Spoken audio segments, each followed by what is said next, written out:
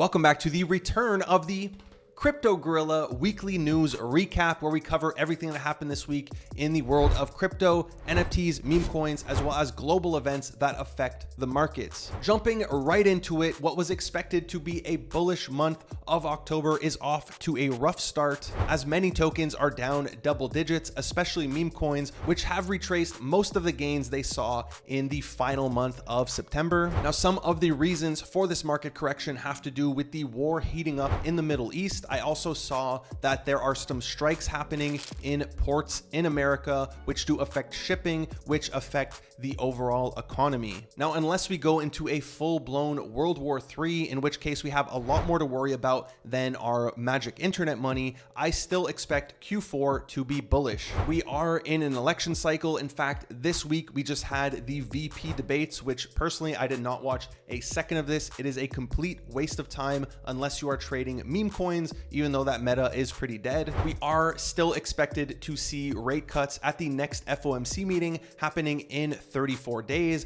And as you can see here, we have a 69% chance of getting a 25 basis point cut and a 31% chance of getting a 50 basis point cut and a 0% chance, at least for the time being, of staying at the current rates. So hopefully this is just a healthy pullback to the markets as leverage traders get wiped out and we get ready for the next leg up. It did feel like we front ran the month of October with such a bullish September, although I am seeing some traders that I follow and respect say if we fail to hold 60k Bitcoin and especially 56k Bitcoin, we could be in some hot water. Now, one of the bullish news stories many people were talking about is the $16 billion in paybacks that FTX was scheduled to start redistributing in the first week of October. But as you can see in this tweet by Ran, who is one of the faces behind Crypto Banter, there are still some court dates where they need to approve the paybacks, and once approved, it can take up to 60 days to start paying any amount less than $50,000. And we won't see paybacks higher than 50k until at earliest Q1 of next year. So while it's not happening as soon as we'd like it, at least it's still going to happen eventually. Taking a look at the inflows and outflows of both the Bitcoin and Ethereum ETFs after what was a week and a half of very bullish inflows, with one of the days being almost $500 million. We've unfortunately had 3 red days in a row, with one of those days even seeing sell-offs in the BlackRock ETF. Now, Ethereum is still a mixed bag, to be honest. There's not really any data we can get from this. One day is good, one day is bad. It is what it is. Now, before we get into the biggest mints of the week, I wanted to highlight the new chain Shape, which is an L2 for creators, as there is potential to get into some very hyped NFT whitelist raffles, one of them being an Xcopy raffle, which is going to consist of 250 NFTs. If you know Xcopy, you know his items sell for a ton of money. So if you hit this, it can be a mega cook. Now, your goal here is to get a rank of 250 or less. It does seem like some of the raffles are going to require a rank of 99 or less. It is really not hard to rank high, especially since most people have not yet discovered this platform. And the way you rank up is by earning medals. And to do this, you can either hold some collections, of which unfortunately I do not hold any of these. You're going to have to connect your socials. It's going to give you a score. You're going to invite others, which you could see I've only gotten rewarded for inviting one person, and then I did some bridging, and I am currently rank 202. So it's really not that hard right now. Personally, I would try to take advantage of this, and it's very cheap. In order to claim these medals, you are going to have to bridge into Shape. You could bridge as little as 0.001 from base, so very little fees, and that's less than $3. So again, I would do this ASAP because the DK raffle did just happen, but there is still going to be an Xcopy raffle as well as other artist raffles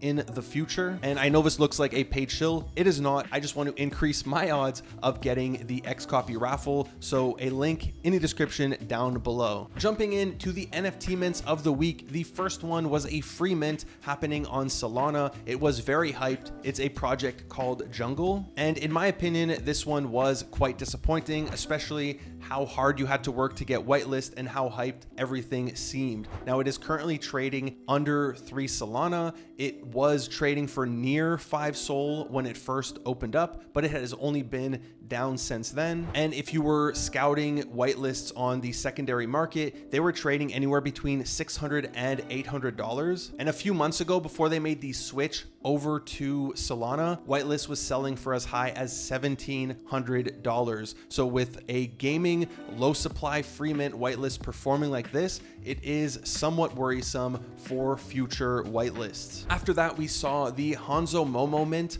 on Bitcoin Fractals, and to be honest, I haven't done the work. I don't even know what one Bitcoin fractal is worth. Like between ordinals, BRC20s, runes, and now fractals, it's too much, okay? It's too niche, and I have not yet taken the dive into that rabbit hole. These minted for between 1 and 2 FB. I guess that stands for fractal Bitcoin, but they are currently trading at 14.5 FB. So depending what round you got, anywhere from a 7 to a 14x. Next, we had the free mint on Ethereum called MemeFwends. They did run into some trouble here, needing to delay their launch. And while this wasn't a mega cook, it does seem to be picking up in terms of volume. I remember on day one, they had less than 1 ETH in volume, and the floor price went so low that it wasn't even worth minting the NFT because you pay more in gas fees than you would receive selling on the secondary market. And that's not considering the fees to list your NFT, the OpenSea fees, as well as the 5% creator earnings. And last but not least, we had Juicy Pass, which is a third-person shooter. This is a mint on Base, so at least you get reduced fees, and it is currently trading for just over 0.03 ETH. So free mint to 0.03, not bad, but whitelists are definitely not looking too good, nor is the overall NFT market. Volume has slowed down significantly, which is ironic because projects are still treating their whitelists like they're worth $100,000 each. Now, one chain that does seem to be getting interest is Berachain, as their NFTs were trending on multiple marketplaces. Although the NFTs are on ETH, they are going to get you airdrops for Berachain. So this could be a good signal to start accumulating Berachain whitelist, as it could be dropping as early as Q4, unless it gets delayed to next year, which would be very Berachain-esque. Outside of NFT mints, we do have a ton of news around NFT projects. First off, we have Onchain Heroes, who just announced they're going to be launching through the Abstract chain, which is of course being dubbed the blockchain of consumer crypto. It was previously known as Frame before getting acquired by Igloo, the parent company of Pudgy Penguins. Now, Onchain Heroes is a very hyped project. Yes, they will have a whitelist that you can go get, although collabs are closed for the moment. And the reason they stated behind choosing Abstract as their chain is for the user experience, the distribution, and the culture that Abstract has to offer, with the entire force of the Pudgy Penguins community behind them. Now, this wasn't the only project to announce that they will be launching on the Abstract chain. I don't fully understand this one. It is called Multiplier. It seems to be a mix of Pump Fun, but with a casino. They mention that you're going to be able to play games, and if you win the games, that money is going to be added into the liquidity of the token, and the entire community of that token is going to get a win. So I look forward to finding out more about this project, as it does sound like a unique idea. You can currently sign up to the waitlist on their website. Again, I will put that link in the description down below. Next up, I know we had a small resurrection meta for meme coins, but it seems like we're also getting that with NFTs, as Alts by Adidas tweeted that chapter 3 would be starting soon, and this did cause their floor to go up roughly 2.5x before retracing. However, I do find it interesting that Adidas is attempting to make a comeback the same month that Nick from the Daily Bone podcast claimed that Nike would be shutting the doors on Artifact, the company behind CloneX. Continuing in apparel news, Memeland partnered with Timberland to sell these boots for charity, which were selling for roughly $350 USD, which is around 2x the price of un-Memeland branded Timberlands. And I understand it's going for charity, so their intentions were good, but the whole charity thing makes me think of the 2021 NFT cycle when roadmaps would have weird milestones, like if we sell out half the collection, you get a Tesla, and if we sell out 75%, we're donating 10K to charities. Most people would tell projects like, remove the charity thing from your roadmap. Nobody cares. We're here to make money. So again, I respect them for trying to do something for charity, but if I'm going to donate to charity, I would rather just give that money and not have to wonder, hey, how much is going to Timberland or how much is going to Memecoin? I assume Memeland is taking 0 of that money and it's going 100% to charity. But typically in Web3, these charity things do not work. Continuing in brand news, we're also seeing Lamborghini partner with Animoca brands to bring luxury cars to the metaverse. Now, this is going to be on their upcoming platform Fast Forward, and based on the website, it seems to be all about loyalty, exclusive benefits, as well as collectability. Now, we have seen some pretty lame launches, especially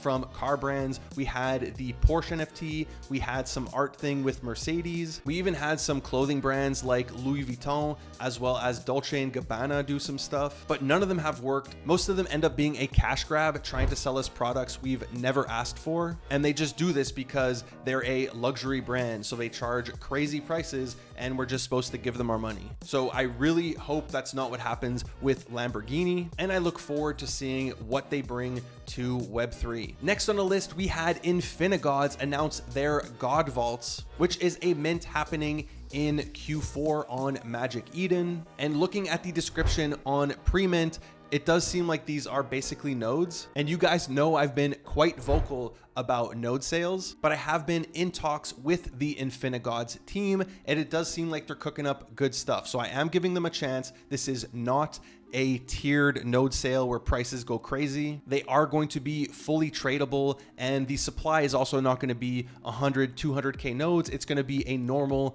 NFT collection. So I will link the pre-mint in the description down below if you want to take your shot at Whitelist for this upcoming collection. Diving into the world of art, you might have seen this punk sale for $56 million. It's not an alien, it's not an ape, it's just a regular clown punk. But it turns out this was just a marketing stunt to promote a meme coin apparently called Kamala Harris Punks, which is an ongoing pre-sale. And no, I did not send, nor do I plan to send any money for this. It is a unique marketing strategy, which we have seen in the past. And the dev does get a 10% cut of whatever money is sent. So he's kind of taking a risk that more money is going to be sent in his 10% cut than the value of that punk, although I'm sure there's a way to rig it to make it that he wins the punk. Next up, we had a mint by Seed Phrase, which was for these hoodies, which I believe was a partial gamble on getting a hoodie with diamond cord tips in partnership with, I can't pronounce this, Swarovski, the diamond company. The collection minted for 0.27. I think if you held a punk, if not public, was like 0.29, which is roughly the current floor, although there is not any volume. However, they also did an auction through Sothebys, and one of the hoodies sold as high as $15,000. So it's cool to see the punk community continue to support each other as well as to support art. Speaking of art, I just wanted to give a quick shout out to Otherworld, who is one of my favorite Web3 artists, who just sold one of his pieces through Sotheby's for a whopping $18,000. In the last bit of art news, we also saw this piece by multiple pieces by Beeple called the Tree of Knowledge. They will be displayed at Beeple Studios. Personally, I love this. It is a great blend of visuals, nature, tech, as well as sound. And I found this was a really unique piece, or many pieces, especially compared to the stuff that he posts with his Beeple every day. days, where it's typically like a political statement or him trolling the crypto markets. Next up, we saw the official Amazon gaming account post about Grid Network, which does seem to be a reward system where you could redeem collectibles or assets in different games. It sounds quite similar to if you pay for Amazon Prime, you can go in the Prime gaming store and then redeem prizes or items for a bunch of games like League of Legends. Now, while it is cool that they did get posted on the official Amazon account, looking at the product itself, there's not really a game that I would not, one, invest money into their assets, or two, even invest my time playing these games. So I don't know, it feels a bit premature for this product. I would have liked to see them have a ton more games available, and that definitely would have helped with their sales. I have no figures on how many of these grid packs they actually sold. So for all I know, they sold millions of these, but if I had to guess, the sale did not do that well. And that is purely basing it on the games that they have on this website and not on any data. In token news, the Trump family finally opened up Whitelist for their project, World Liberty Finance. It does require you to do KYC, and non-accredited US citizens are not allowed to participate. This is something they say they want to change, that the laws are outdated. I assume if Trump gets in office, he is going to make a switch happen there. However, when it comes to this project, I really wish they would not do it, as it does seem like a very big risk. And I think one of the reasons they're so confident going in, other than the notoriety that they've built with crypto degens, is the fact that he's sold so many NFTs. He has sold millions of dollars of NFTs. So he probably thinks it's going to be a walk in the park here with this crypto project, and it's going to turn out the same. Continuing in token news, we saw Degen, which is a Farcaster community token on Base, get listed on Coinbase, which did cause the token to pump from 60 million market cap all the way to 200 million before retracing to roughly 125 million, which I guess is a good segue into the final portion of this video, which is meme coin trends of the week. We had Mudang, which started a couple of weeks ago, spark this meta where everybody was looking for baby zoo animals to bid on. One of which even I was waiting for was the baby rhino. The internet was able to vote on his name, whether it was Xena, Zahara, or Azizi. Luckily, I had purchased two of these tokens, and my best entry was in Azizi, which was the winner, and it pulled a 20x. So huge win for anybody who got into that. There was a ton of baby animals everybody was bidding on. One that I did not get into, but I find it interesting, was Padmae, which I've never seen an Ardvark before, so it's really cool to see this. The only time I knew the word Ardvark, I think it's from like a Jake and Amir sketch from, I don't know, 10 years ago, but it's pretty much just everybody chasing the gains from Mudang, and the returns become diminishing over time. Now, another meta or another meme coin takeoff that we saw was our dog or repost the dog. The theme here is that this Twitter account is attempting to beat the most reposted tweet record. And this did run all the way to 14 million, but it does not seem to be catching on, and it's kind of dead now, sitting at 1 million. Now, we also had the TikTok meta where people are just looking for viral things happening on TikTok. This is kind of what happened with the whole Mudang hippo, but there are some good ones here. Personally, I have been accumulating winter arc, which although it's relevant with Q4 entering into your winter arc, I think it's something a lot of people, especially young men, can relate to when they go into their whole like isolation mode or monk mode, whatever you want to call it. So personally, I really like this one, and I have been buying. Next up, we saw a crazy pump in, how do you say this coin? Giko or Giko? I don't know. Ansem posted it, and it ran very hard all the way to 60 million. I'm sure just by looking at this chart, you could figure out where he tweeted.